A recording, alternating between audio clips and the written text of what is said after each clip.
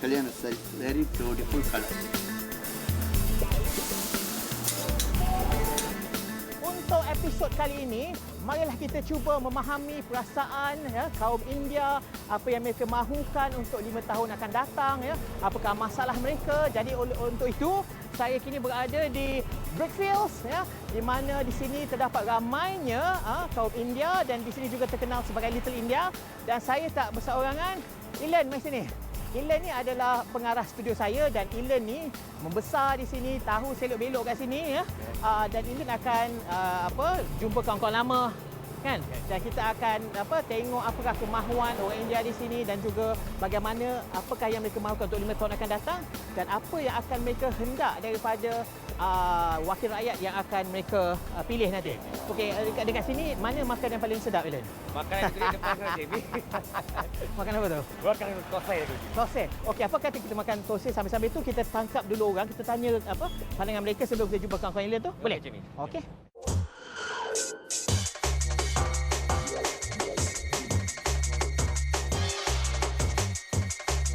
Dan pada hari ini di Brickfield, saya sebenarnya dah ada temu janji untuk menemu bual seorang yang cukup terkenal di kawasan ini. Beliau ialah seorang ahli perniagaan, seorang pengarah, seorang penerbit Dan bersama saya pada hari ini saudara NS Krishna. Maaf, saya lambat ni. Apa khabar? Khabar baik. Ada banyak soalan yang saya nak tanya. Hari pun dah mula hujan ni kan. Soalan saya yang pertama.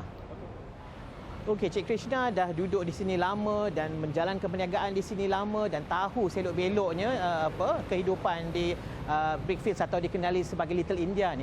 Kalaulah untuk macam 5 tahun akan datang kan, agaknya kalau saya minta 3 perkara yang paling penting yang perlu diubah, apa agaknya dan bagaimana untuk menambah baik lagi atau penambahbaikan yang diperlukan di kawasan ini? Pertama saya rasa mungkin pembangunan yang ada ni dah cukup lah. In the sense of mendirikan bangunan infrastruktur atau facilities infrastruktur misalnya dah cukup. Yang kedua yang saya rasa yang perlu sangat ialah memperbaiki sistem pengangkutan awam dan juga sistem jalan raya di sini yang terlalu sesak. Masalah ni masih belum diatasi. Dan satu lagi, disebabkan pembangunan yang saya rasa seperti tidak terancang dengan betul, masalah ketiadaan tempat parking untuk meletak kereta, kenderaan dan sebagainya. Pada pandangan Saudara Krishna, apakah yang dimahukan oleh komuniti India ataupun mungkin bukan komuniti India, oleh semua komuniti tentang pendidikan dan kalau orang dah dewasa, lifelong learning? Saya rasa sama seperti kaum lain, kaum Melayu ataupun Cina dan sebagainya. Saya rasa apa juga masalah masyarakat India tidak harus dipandang sebagai masalah masyarakat India. Itu adalah masalah rakyat Malaysia. Dan saya rasa satu perkara yang mungkin ramai yang komplain adalah isu tentang quota system. Apa yang dimahukan oleh komuniti ini yang mungkin itulah sebenarnya harapan mereka apabila mereka mengundi pemimpin kelak yang mahu dilihat dilaksanakan oleh pemimpin itu nanti? Saya rasa pelaksanaan polisi kerajaan memang ada, memang cantik. Misalnya saranan Perdana Menteri untuk membangunkan untuk memberikan peruntukan kepada masyarakat India, khususnya single mothers dan peniaga-peniaga kecil untuk mendapatkan pinjaman kerajaan, pinjaman tekun dan sebagainya.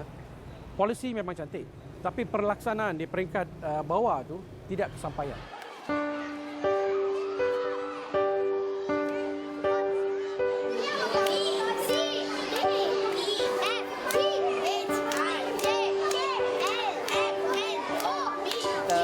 Kita nak pergi ke pilihan raya.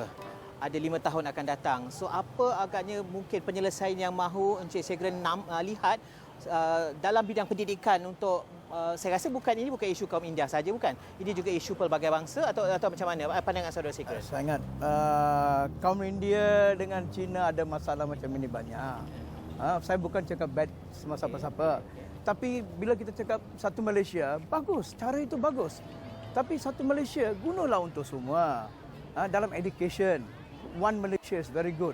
Bagi peluang kepada murid-murid yang ada very good result, kita nak berikan peluang kepada dia orang. Okey, katakanlah Encik Segren menjadi MP lah, kata wakil rakyat ataupun ahli parlimen katakanlah ya. Apakah 3 perkara yang paling penting yang mahu dilakukan dulu? Okey. Nombor satu, children's education. Where tiap-tiap parents, ibu bapa, bila anak dia masuk dalam college with scholarship provided or go into the government university, they no need to come out with big amount of money. You know, my community is very poor. Kaum India semua dari estate. Ramai orang keluar dari estate lah. Saya bukan ke semua, ramai orang keluar dari estate. Susah. So, number one is education. Number two, saya masih ingat macam bagilah peluang macam yang 5,000 itu. Bila orang minta, kalau ada semua correct, bagi sama dia.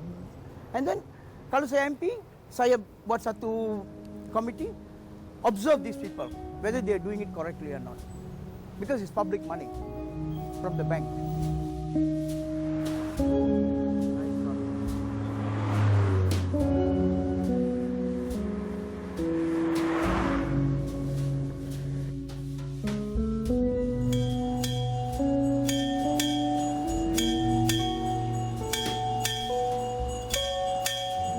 Dan di kawasan Tengku Kelana di Bandar Diraja Kelang ini, ya, bersama saya pada hari ini adalah saudara Magindran Kupusami. Beliau adalah penulis buku dan juga seorang business coach, director di sini yang mempunyai ramai pelanggan juga di Kelang ini. Apakah yang paling penting yang harus dilakukan untuk 5 tahun akan datang untuk, kita kata kalau dalam bahasa Inggerisnya, quantum leap, untuk membuatkan satu lonjakan agar mereka yang berketurunan India akan lebih mendapat mengecapi, orang kata bukan saja mengecapi kehidupan ataupun kualiti hidup yang lebih baik, tetapi mereka juga akan lebih, kalau saya boleh gunakan perkataan Inggeris, prosperous. Ya, apakah lonjakan itu? Apakah pendekatan Blue Ocean yang diperlukan oleh sesiapa yang memenangi pilihan raya akan datang? This what you're talking about is like what government going to provide, right? Yes. So what, like Indian, we are is like whether we are business people and ordinary people, what we are lacking is the important, of course, the economy factor. Economy factor we are talking about, of course, is a finance. So that's what we are lacking of. That's from my point of view. To have a 5-fold or 10-fold of the economic status of India, we need the funds to go direct to the people. That means direct from the government to the people instead of using a channel of political party or any chambers. Saudara Magindran termasuk dalam bawah 40 tahun, dalam definisinya masih belia, masih dalam kira pengundi agak muda lah, ya. Dan ramai mengatakan pengundi muda akan memberikan akan perlu parti-parti politik ini jaga betul-betul kerana pemikiran mereka ni ada yang mengatakan radikal, agak berbeza dan sebagainya. Jadi bagaimana mereka yang lebih muda ni melihat cabaran untuk membangunkan negara pada masa akan datang? Apa yang sebenarnya dimahukan oleh pengundi muda seperti saudara Magindran dan juga mereka yang lebih muda, 30, 25, ya? So those below 20, below 30, what I see, they want to see immediate result. Okay, they got no patience. You want to do it, you must do it today and prove it to them today. If you know me, if somebody else show it to them, they will follow. That's what I see. As a people who are reaching 40, like myself, I still have a little bit patience. But anyhow, I also want to see immediate result because everything you must show it today. It's not 5 years later. If you show the proof that you can do it, then I will support.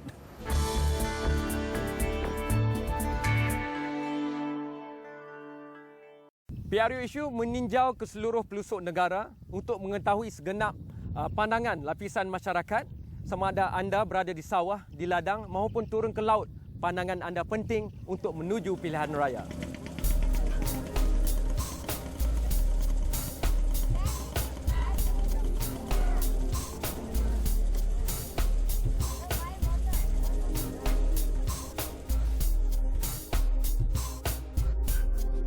Ini adalah anak padi jenis MR219 yang ditanam kebanyakannya di Sekincan, kawasan tanaman padi yang paling tinggi hasilnya bukan sahaja di Malaysia tetapi di seluruh dunia. Kumpulan petani di Sekincan ini antara hampir 300,000 pesawah padi yang ada di seluruh negara. Pendapat mereka penting untuk memberikan arah dan hala tuju kepada negara. Kita saksikan.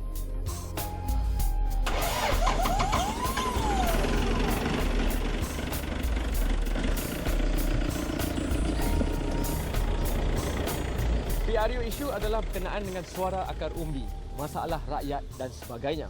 Oleh itu, untuk segmen ini saya berada di Sekincan, tempat di mana pertanian padi terutamanya produktiviti paling tinggi di dunia, mencecah 13.8 tan untuk 1 hektar bagi padi biasa, dan oleh itu kita temui golongan petani yang begitu memperkasakan diri ini tentang apa lagi yang mereka perlukan untuk membawa negara ke aharas yang lebih tinggi. Saya bersama dengan Encik Yap. Encik Yap dah lama jadi petani di Sekinchan, dan Sekinchan mengeluarkan padi pada kadar yang paling tinggi di dunia, sampai orang-orang hebat dari Taiwan, dari Jepun pun datang ke sini untuk melihatnya. Apakah rahsia kejayaan Sekinchan dalam mengeluarkan padi? Sebab petani-petani Sekinchan sedang mengumpulkan pengalaman mereka untuk meninggikan hasilan mereka. Sejak saya dari umur 24 tahun, saya sudah mula buat benang di Sekinchan, di kawasan Sekinchan di sini. Sampai setakat ini, kita punya hasil sudah boleh naik sampai 11 tan, 12 tan atau 13 tan 800. Program transformasi kerajaan, ada pemberian bantuan, semua tu adakah sampai kepada golongan petani di Sekinchan? Itu kita boleh setujulah. Kalau kerajaan ada buat bantuan, sangat ni petani semua pun sukalah. Cuma ada sedikit masalah, kita nak komplain sedikit lah. Kadang-kadang padi sudah potong, itu lacun baru sampai, itu rampas sangat, itu kita punya komplain. Harga padi itu juga, kerana mungkin harga benda lain atau produk lain, perkhidmatan lain semakin meningkat, tapi harga padi mungkin dikawal sekitar 1 tan RM750 harga minima contohnya. Pandangan Cik Tan dan juga suara petani lain di sini. Sekarang masa sekarang apa barang pun naik harga. Kita punya kos pun tinggi. Ini harga padi yang kan selalu ikut itu 10 tahun atau 20 tahun punya harga. Dan kalau diberikan tanah dan usaha sama contohnya, boleh menyebabkan kita tak payah import beras, betul ke? Kalau ini kerajaan boleh buat satu tempat boleh tanam padi yang lebih luas. Negara pun tak payah beli bari tadi Siam atau lain negara. Okay. Itu tadi temu buat bersama dengan Encik Yap yang memang sejak mudanya begitu vokal sekali memberikan kritikan, dan sekarang beliau memberikan idea bagaimana negara boleh mendapatkan nilai produktiviti sawah yang lebih tinggi, dan kita teruskan dengan suara rakyat dalam PRU Issue.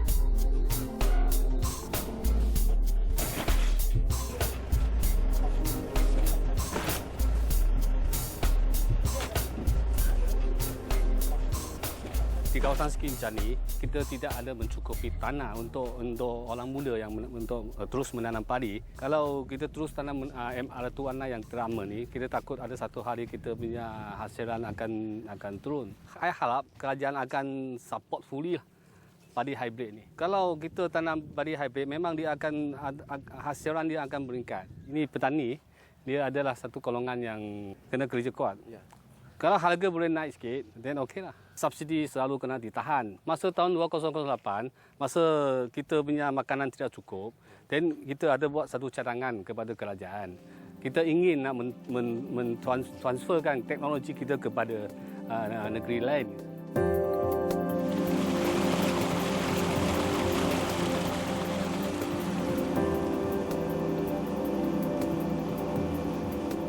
Selain golongan petani, golongan pelaut juga begitu penting sekali untuk ekonomi negara dan juga sumber bekalan makanan dan keselamatan makanan negara. Dalam konteks itu, saya berada di kampung ataupun jeti Kampung Sungai Yu sebenarnya untuk melihat aspirasi mereka dan apakah sebenarnya keadaan golongan pelaut sekarang. Bersama dengan saya adalah saudara Yasir, dan sekarang kita akan tanya saudara Yasir apa sebenarnya kehendak dan juga keadaan masyarakat pelaut di sini. Saudara Yasir, kalau boleh berkongsi dengan Astro Awani, bagaimana keadaan pelaut di sekitar kawasan Tanjung Karang ni sekarang? Yalah, dari apa kalau kita lihat dari keadaan sekarang, kalau dari dulu memang kemudahan banyak masa sekarang ni lah. Maksud saya, dulu kita ke laut, kerajaan tak ada bagi apa kemudahan macam sekarang ni kan. Yang pertama, saya melihat pada masa ini kerajaan memang sepenuhnya ada membantu pada pihak nelayan. Macam mana keadaan kebajikan keluarga sekarang? Kerana kita tahu kalau pendapatan tak boleh ditingkatkan, tapi kos kehidupan tu makin naik. Harga barang jaranglah turun, biasanya akan lebih naik. Jadi bagaimana keadaan keluarga? Yalah, macam dulu saya pergi laut, saya bagi toke orang lain jual kan. Kira pendapatan dia kira habis kat situ aje lah. Tak macam sekarang ni. Bila sekarang ni saya pergi laut, saya jual sendiri. Isteri saya tolong jual. Makna hasil tu dapat lebih lah sikit. Tapi saya tengok ada juga usaha kreatif dan inovasi lah kalau kita cakap. Boleh buat karangan, jadi cikgu kraft tangan dan sebagainya. Ya, memang isteri saya memang dia aktif melalui Persatuan Nelayan, melalui Persatuan Kawasan Kuala Selangor. Memang macam-macam lah dia ada buat kan. Macam kraft tangan, projek ikan masin yang satu daerah, satu industri memang saya dapat. Itulah peluang saya. Walaupun dia sedikit tapi dapat juga membantu sekurang. Jadi sekali keluar, berapa purata pendapatan yang kita boleh harapkan? Yelah, macam kerja laut ni kita tak boleh nak cakap lah. Kadang hari ni dapat lebih, besok kurang, lusa kita tak tahu lagi kan. Kena. Tapi Alhamdulillah yang sudah-sudah ni kira saya boleh lah. Jadi siapa pun yang jadi kerajaan lah. Pilihan raya ni kita tak tahu siapa nak menang kan. Jadi apa harapan kepada mereka yang akan membentuk kerajaan, kerana masalah ni dah berlarutan. Tapi kita terfaham nak selesaikannya perlu kerjasama banyak pihak lah. Tapi pada pandangan masyarakat di sini bagaimana? Yelah, pada pendapat saya lah, kalau boleh pihak kerajaan memantau pihak macam buat tarik untuk memudahkan nelayan mendapat hasil lebih kan, yang pertama. Yang keduanya mungkin macam nelayan sendirilah nak kena macam menjagalah setiap kawasan.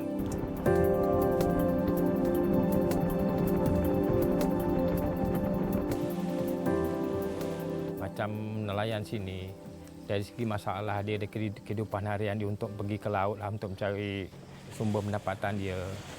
Kadang kita bertembung dengan macam-macam lah. Masalah daripada pokok rimau apa semua. Selalu kadang yang buat masalah pada nelayan pantai ni. Kalau macam dulu, dia orang kalau pergi sebelum pukat tarik ni banyak, dia orang kalau pergi, pendapatan dia orang memang banyak lah. Tapi ya, kemusnahan daripada laut tu disebabkan oleh pukat tarik ni, dia punya sumber semakin berkurangan. Penting bantuan kerajaan tu dari segi untuk menaikkan moral. Kalau boleh subsidi minyak lah.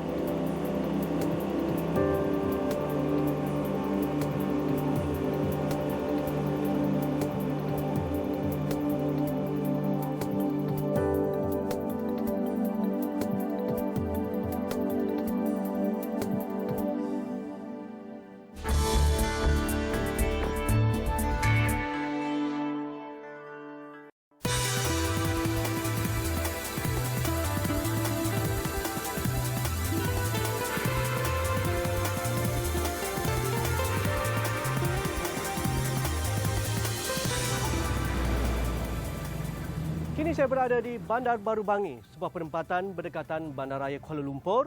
Di sini berkumpulnya para pemikir, para profesional dan juga para pelajar, kerana kita tahu Bandar Baru Bangi dipenuhi dengan universiti, kilang pembuatan dan juga kilang membuat barang-barang dan sebagainya.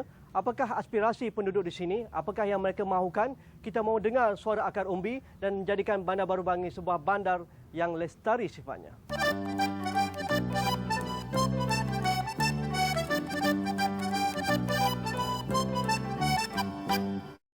Sekarang saya berada di Bandar Baru Bangi, di sekitar Tasik Bangi ini, dan bersama saya pada hari ini kita bersama Saudara Reza, pengasas Teratotech, dan Saudara Reza untuk berjaya dalam pasaran yang cukup bersaing di luar sana. Pastinya Teratotech mempunyai produk-produk yang pastinya berbeza dalam mengungguli aplikasi telefon pintar. Jadi apakah yang membezakan produk Teratotech dengan pasaran yang bersaing di luar sana? Aplikasi untuk smartphone ni masih muda kan. iPhone pun dilancarkan lebih kurang 5 tahun lepas lah. So masih banyak lagi gap untuk kita dekat teratur ni fine dan penuhi keperluan pengguna tu lah. Dan kita kat teratur kalau kita bina produk kita tu tak boleh relevan hanya untuk pasaran lokal atau tempatan kan. When we build something, instead of building it untuk 27 juta orang, kita try fokus pada untuk pengguna iOS atau Android. Pengguna iPhone lah 300 juta, Android pun lah 300 juta. So kita cuba fokus pada pasaran yang lebih besar.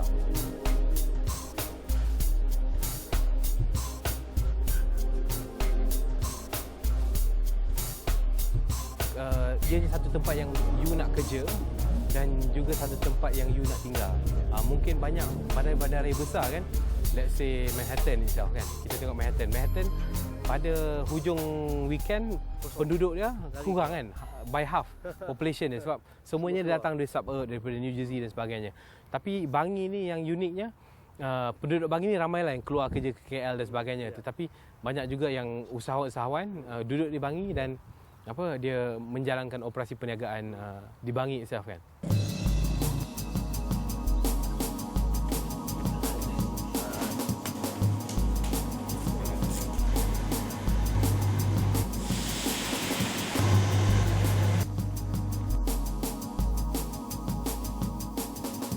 Sekarang saya berada di Homestay Bangkuris yang membentuk Perkataan Bangkuris, iaitu terdiri daripada 3 kampung. Kampung Bangkong, Kampung Ulu Cucuh dan juga Kampung Ulu Tris yang membentuk Bangkuris. Inap Desa Bangkuris ini bukan sahaja terkenal di seluruh Malaysia, tetapi sudah terkenal seluruh dunia, terutama di kalangan pelancong dari Jepun. Saya bersama Tuan Haji Basir Wagiman, penyelaras Homestay Bangkuris. Tuan Haji, boleh ceritakan sikit bagaimana terbentuknya Homestay Bangkuris ni? Dia keistimewaan Homestay di Bangkuris ni, sebenarnya itulah dia segi masyarakat dia kan. Kata orang Jawa ni dia perpaduan. Okey. Itu. Jadi di segi masyarakat daripada remaja, daripada belia, daripada orang dewasa, masjid semua kan. Dia dari segi untuk melaksanakan program homestay ni dia ada kerjasama lah. Itu perpaduan dia ada. Itu kelebihannya lah di 3 kampung Bangkuris ni yang singkatan nama Bangkuris, Bukit Bangkung, Ulu Cucuh dan juga Ulu Tris. Dan budaya masyarakat, budaya adat resam dia ada sama. Satu lagi, bagaimana Tuan Haji melihat, kerana dekat dengan Bandaraya Kuala Lumpur, dekat dengan Shah Alam, pastinya anak-anak muda di kampung ini pasti tertarik untuk berhijrah seperti mana kampung-kampung lain. Tetapi apabila saya sampai ke kampung ini, masih aktif, pelbagai aktivitinya dan ada nilai tambah dari sudut ekonomi. Mengapa ia boleh dikekalkan dan mengapa orang muda tidak perlu berhijrah? Di kampung ada segala-galanya di sini. Ya, sebenarnya homestay ni sebenarnya bagi ruang dan bagi peluang kepada masyarakat luar bandar, khususnya masyarakat luar bandar di dalam industri pelancongan. Ya, yang tak memerlukan modal banyak.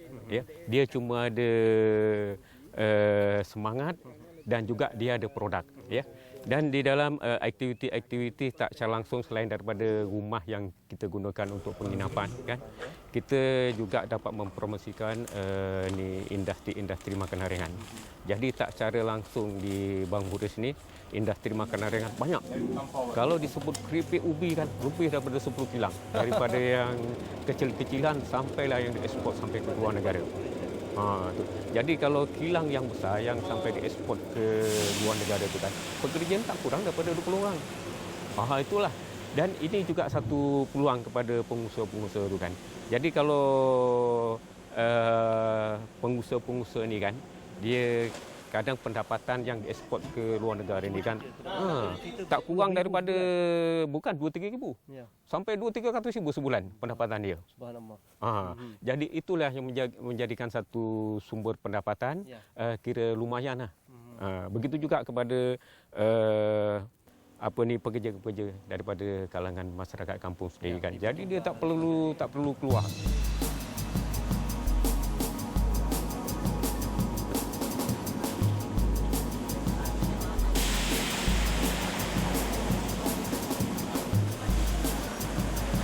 Wagiman, penyelaras Homestay Bangkuris di Sungai Pelik di Sepang ini.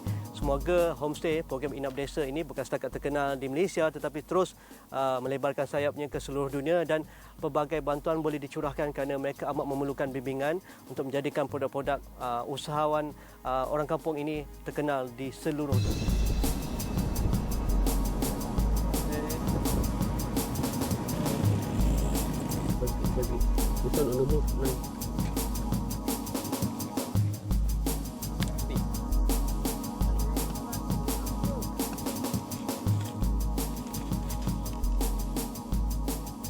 Inap Desa Bangkuris di Sungai Pelik, Sepang ini membuktikan bahawa aktiviti ekonomi berasaskan ekoturism mampu memberikan pendapatan dan juga nilai tambah kepada penduduk kampung.